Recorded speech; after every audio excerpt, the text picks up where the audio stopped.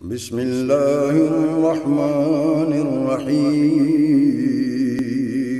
شروع اللہ کے نام سے جو بڑا مہربان نہایت رحم والا ہے۔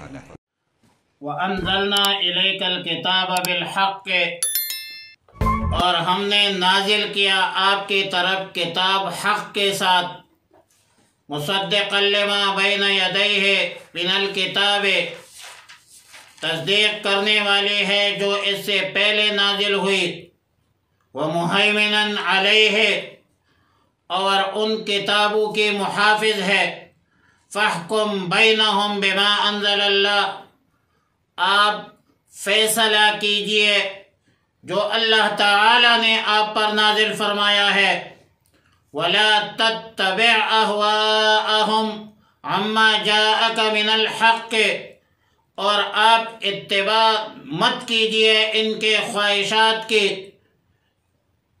جو حق آپ کے پاس آیا ہے، یا جو حق آپ کے پاس آیا ہے اس کو چھوڑ کر ان کے خواہشوں کا اتباع مت کیجئے۔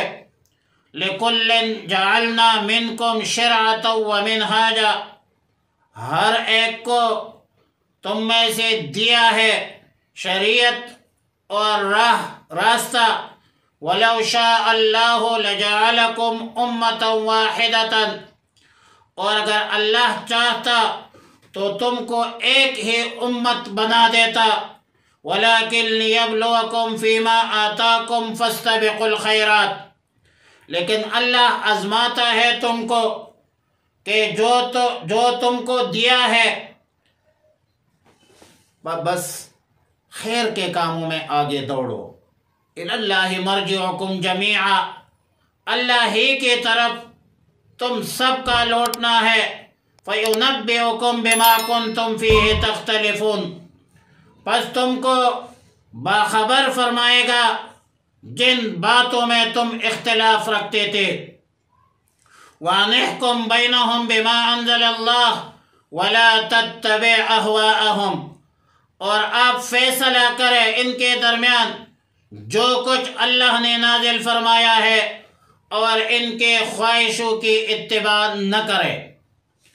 وَاحْذَرْهُمْ أَن يَفْتِنُوكَ عَن بَعْدِ مَا أَنزَلَ اللَّهُ إِلَيْكَ، اور بچتا رہے ان سے کہ تجھ کو بہکا نہ دے کسی ایسے حکم سے جو اللہ نے اتارا ہے تجھ پر۔ فَإِن تَوَلَّوْا فَاعْلَمْ أَنَّمَا يُرِيدُ اللَّهُ أَن يُصِيبَهُم بِبَعْضِ ذُنُوبِهِمْ۔ فَإِن تَوَلَّوْا، پس اگر روگردانی کرے تو فَاعْلَمْ جان لو، إِنَّمَا يُرِيدُ اللَّهُ، اللہ چاہتا ہے کہ أَن يُصِيبَهُم بِبَعْضِ ذُنُوبِهِمْ، کہ ان کے بعض گناہوں کے سبب ان کو سزا دے۔ وَإِنَّ كَثِيرًا مِّنَ النَّاسِ لَفَاسِقُونَ، اور بے شک لوگوں میں سے بہت سے لوگ نافرمان ہیں۔ أَفَحُكْمَ الْجَاهِلِيَّةِ يَبْغُونَ، کیا جاہلیت کے حکم کو چاہتے ہیں؟ وَمَنْ أَحْسَنُ مِنَ اللَّهِ حُكْمًا لِقَوْمٍ يُوقِنُونَ، اور اللہ سے بہتر فیصلہ کرنے والا ان لوگوں کے لیے کون ہے جو یقین کرتے ہیں۔ آیت نمبر 44 سے 47 تک سورہ مائدہ میں تورات اور انجیل کا ذکر تھا کہ یہ دونوں کتابیں اللہ کی کتابیں تھی، اور ان دونوں کتابوں میں ہدایت تھی، نور تھی، اور اس میں یہ تھا کہ جو شخص اللہ کی نازل کردہ کتاب اور اس کے احکامات کے مطابق فیصلے نہ کرے تو وہ کافر ہے، وہ ظالم ہے، وہ فاسق ہے۔ اور آیت نمبر 48 سے 50 تک رسول اللہ صلی اللہ علیہ وسلم کو خطاب ہے کہ ہم نے تجھ پر قرآن کریم نازل فرمایا ہے جو تورات اور انجیل کی بھی تصدیق کرتا ہے، اور فرمایا کہ فَاحْكُمْ بِمَا أَنزَلَ اللَّهُ، آپ بھی فیصلہ کریں ان کے درمیان اللہ کے نازل کردہ احکامات کے مطابق، اور ان کے خواہشوں کا اتباع نہ کریں۔ امام بیہقی رحمہ اللہ الباری نے دلائل النبوہ میں لکھا ہے کہ یہود کے اہل علم نے آپس میں مشورہ کیا، اور یہ مشورہ کوئی خیر کے لیے نہیں تھا، بلکہ یہ خباثت شرارت پر مبنی مشاورت تھی۔ کعب ابن اسد تھا، ابن سریہ تھا، شاس ابن قیس تھا، انہوں نے آپس میں یہ طے کیا کہ رسول اللہ صلی اللہ علیہ وسلم کے پاس جاتے ہیں اور ان کو دین سے ہٹانے کا کوئی راستہ نکالتے ہیں۔ جب یہ لوگ رسول اللہ صلی اللہ علیہ وسلم کے پاس آ گئے اور کہنے لگے کہ یا محمد صلی اللہ علیہ وسلم، آپ کو تو معلوم ہے کہ ہم علماء ہیں، اہل علم ہے، سردار ہے، یہود میں ہمارا ایک مرتبہ ہے، ایک مقام ہے، اگر ہم نے آپ کا اتباع کیا تو سارے یہود ہمارے مخالف ہو جائیں گے، لہذا ہمارے اور یہود کے درمیان کچھ معاملہ ہے، کچھ مسائل ہے، اگر آپ ہمارے حق میں فیصلہ کریں گے تو ہم آپ پر ایمان لائیں گے اور آپ کی تصدیق بھی کریں گے۔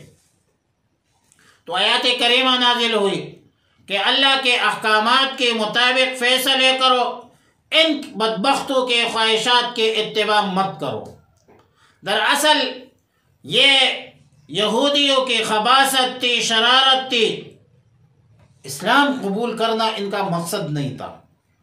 قذافی در منصور جلد 2 صفحہ نمبر 290، اور پھر فرمایا لِكُلٍّ جَعَلْنَا مِنْكُمْ شِرْعَةً وَمِنْهَاجًا، ہم نے ہر امت کے لیے ایک خاص شریعت اور ایک خاص طریقہ عمل مقرر کیا ہے۔ عقائد اور بہت سے احکامات میں بھی انبیاء علیہ السلام کی تعلیمات قدر مشترک ہوتی ہے۔ تورات کے بہت سارے احکامات انجیل سے منسوخ ہوئے، اور تورات انجیل کے بہت سارے احکامات قرآن کریم سے منسوخ ہوئے۔ وَلِأُحِلَّ لَكُمْ بَعْدَ الَّذِي حُرِّمَ عَلَيْكُمْ۔ اختلاف شرائع یا نفس اختلاف یہ کوئی مضمون چیز نہیں ہے۔ اختلاف برائے اختلاف نقصانی ہے، مخالفت برائے مخالفت نقصانی ہے۔ اختلاف تو شریعتوں میں بھی اختلاف ہے، اور اختلافی شرائع میں حکمت یہ ہے کہ دنیا کے مختلف ادوار میں، مختلف طبقات میں، ہر دور، ہر طبقے کا مزاج اور طبع مختلف ہوتی ہے۔ حکمت الہی کا تقاضا یہ ہے کہ ہر دور میں ہر مزاج کی رعایت رکھ کر کچھ مناسب فروع تبدیلی فرماتے رہتے تھے، اور جس کے ذریعے ہر زمانہ اور ہر طبقہ کے لوگوں پر عبادت، عبدیت کی حقیقت آشکار ہو جاتی ہے۔ اور ظاہر ہے کہ عبادت نام ہے بندگی کا، اطاعت کا۔ شرائع میں ناسخ منسوخ کی مثال ایسی ہے جیسا کہ ڈاکٹر تدریجاً دوائیاں بدلتے رہتے ہیں۔ وَلَوْ شَاءَ اللَّهُ لَجَعَلَكُمْ أُمَّةً وَاحِدَةً، اگر اللہ چاہتا تو سب کو ایک ہی امت اور ایک ہی جماعت بنا دیتا، لیکن اللہ تعالیٰ نے مختلف امتیں، مختلف شریعتیں بنا دی تاکہ تمہیں آزمایا جائے، اور آزمائش یہ ہے کہ دین پر عمل کرنے والے کون ہے۔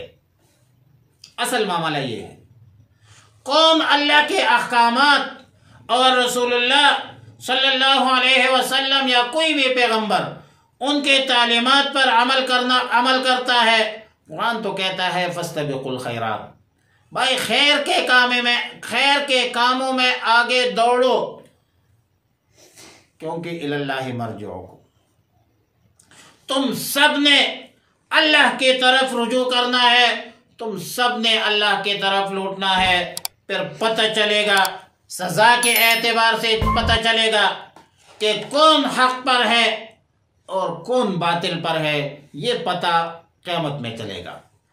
فَإِن تَوَلَّوْا، اگر یہ لوگ اس فیصلے سے اعراض کرتے ہیں جو اللہ نے نازل کیا ہے تو ان پر تکوینی طور پر عذاب نازل ہوگا، اور اللہ چاہتا ہے کہ ان کے بعض گناہوں کی وجہ سے ان کو عذاب ہو، ان کی جرائم تو بہت ہے۔ اور آخر میں فرمایا کہ افحکم الجاہلیت یبغون، کیا یہ لوگ جاہلیت کا فیصلہ چاہتے ہیں؟ فیصلہ کرنے کے اعتبار سے ان لوگوں کے لیے اللہ سے اچھا کون ہے، کون بہتر ہے اللہ سے؟ یقین رکھتے ہیں، لیکن بات تو یقین کی ہے، ایمان کی ہے، اعتماد کی ہے، اذعان کی ہے، ایقان کی ہے۔ پھر اس آیت میں توبیخ ہے، جو اللہ کے حکم کے مقابلے میں دوسرا حکم تلاش کرتے ہیں۔ حکم الہی اللہ کے قوانین کے مقابلے میں خود ساختہ، فرسودہ اور طاغوتی شیطانی قوتوں کے قوانین تلاش کرتے ہیں۔ اللہ کے حکم، اللہ کے احکامات اور رسول اللہ صلی اللہ علیہ وسلم کی تعلیمات سے اعراض کرنا یہ جہالت ہے، جاہلیت کا مظہر ہے، اور کوئی بھی سلیم الطبع انسان جہالت اور جاہلیت کو پسند نہیں کرتا، اور اس میں امت مسلمہ کو اجتماعی شکل میں، انفرادی صورت میں دعوت فکر ہے کہ اللہ کے احکامات اور رسول اللہ صلی اللہ علیہ وسلم کی تعلیمات پر عمل کرو، عذاب سے بچ جاؤ گے۔ دنیا اور آخرت کی کامیابی اللہ نے اسی میں ڈالی ہے کہ زندگی کی تمام شعبوں میں، زندگی کی تمام شعبے، اس میں قرآن و سنت کی تعلیمات پر عمل کرو۔ کاروبار میں دین کو اپناؤ، تعلیمات میں اپناؤ، تجارت میں، یہ دین ہے، یہ دینداری ہے۔ کامیابی اور کامرانی اللہ نے دین میں رکھی ہے۔ بے دینی میں کوئی کامیابی نہیں ہے، بے دینی میں کوئی سکون نہیں ہے۔ جو لوگ قرآن و سنت کی تنفیذ کے لیے جدوجہد کرتے ہیں، پھر بھائی ان کا ساتھ تو دو، ان کے شانہ بشانہ لڑو، ان کو ووٹ دو، ان کے جلسوں کو، جلوس کو، مظاہروں کو کامیاب تو کرو۔ خدا کی زمین پر خدا کا نظام کی کوشش تو کرو۔ جمعیت علماء اسلام کا ساتھ دو، قیامت کے دن اللہ پوچھے گا کہ اسلامی نظام کے لیے آپ نے کیا کیا ہے؟ تو میں تو جواب دوں گا، سیدھا سادہ جواب، کہ یا رب العالمین، انبیاء علیہ السلام کی وارثین علماء کرام، العلماء ورثۃ الانبیاء کا ساتھ دیتا رہا، ان کے ساتھ جدوجہد پر شریک تھا، اور ظاہر ہے کہ ہم جدوجہد پر مکلف ہے، نتیجے پر ہم مکلف نہیں ہے۔ ہر مسلمان جدوجہد پر مکلف ہے، والذین جاہدوا فینا لنہدینہم سبلنا، نتیجے پر ہم جو ہے وہ مکلف نہیں ہے۔ اللہ رب العالمین ان اہل حق کے ساتھ ہماری جو ہے وہ حشر فرما دے۔